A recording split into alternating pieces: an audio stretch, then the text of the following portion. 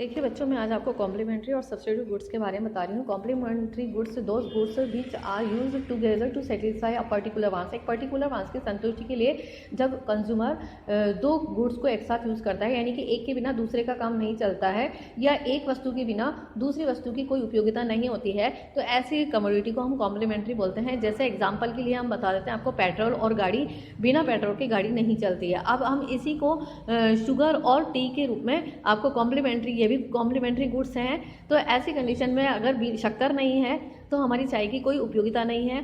तो ऐसी कंडीशन में ये भी हमारे कॉम्प्लीमेंट्री गुड्स है और इसको हम डायग्राम पर प्लॉटेड कर रहे हैं। तो देखिए ओ एक्सेस पर हमने डिमांड ऑफ टी शो किया है और ओ वाई एक्सेस पर हम प्राइस ऑफ शुगर शो कर रहे हैं। जैसे जैसे शुगर की प्राइस जैसे सामान्य थी, तो उस वक्त हम टी का उपयोग उतना ही कर रहे थे जितनी हमारी आवश्यकता थी।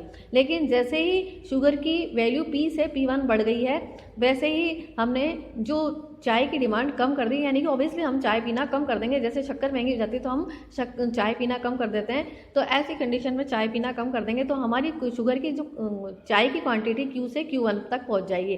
तो इस तरह हम ये जो पॉइंट है आपके, इस पॉइंट पर हम एक डिमांड कर्व खींच रहे हैं जो ऊपर से नीचे की ओर जा रहा है। ऐसा जो कर्व डाउनवर्ड हो रहा है, डाउनवर्ड स्लोपिंग हो रहा है, डाउनवर्ड स्लोपिंग कर्व हमारा नेगेटिव कर्व कहलाता है।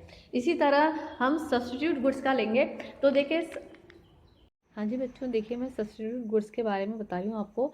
तो सबसे पहले सब्स्टिट्यूट गुड्स की डेफिनेशन में बताऊंगी आपको।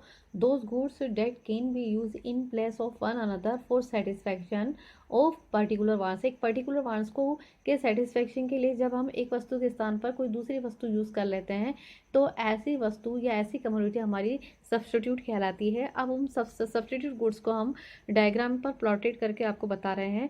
तो देखिए, ये हमारा सब्स्टिट्यूट डायग्राम है और जो ऊपर दे रखा है वो हमारा कॉम्प्लीमेंट्री का है, जो आपको बता चुके हैं।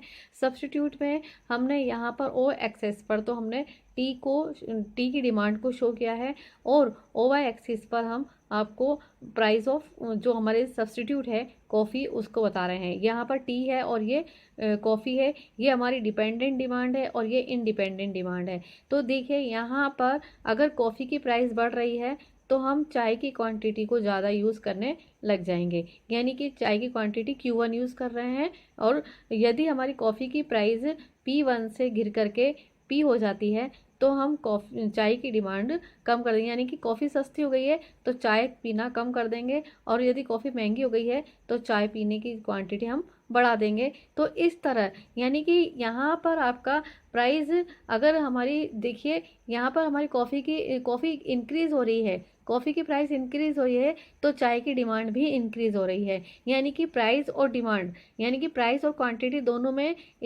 हमारा पॉजिटिव रिलेशन शो हो रहा है। इसलिए हमारा जो ये कर्व जा रहा है वो हमारा अपवर्ड की ओर जा रहा है, यानी कि ऊपर की ओर जा रहा है। तो ऐसे कर्व को हम पॉजिटिव कर्व बोलते हैं। और कॉम्प्लीमेंट्री में जो कर्व जा रहा था वो ऊपर से नीचे की ओर जा रहा था, डाउनवर्ड स्लोपिंग था, तो वो नेगेटिव कहला रहा था। तो बच्चों, आपको कॉम्प्लीमेंट्री और सब्स्टिट्यूट दोनों में ही अंतर पता चल गया होगा। बच्चों, बोर्ड में ये क्वेश्चन डिफरेंस के रूप में आता है कि इन दोनों में डिफरेंस क्रिएट करो। तो आपको एक तो डेफिनेशन दे करके डिफरेंस क्रिएट करना है और एक डायग्राम शो करके डिफरेंस क्रिएट करना है। आपको समझ में आ गया है तो आप मुझे ऑनलाइन थंब का साइन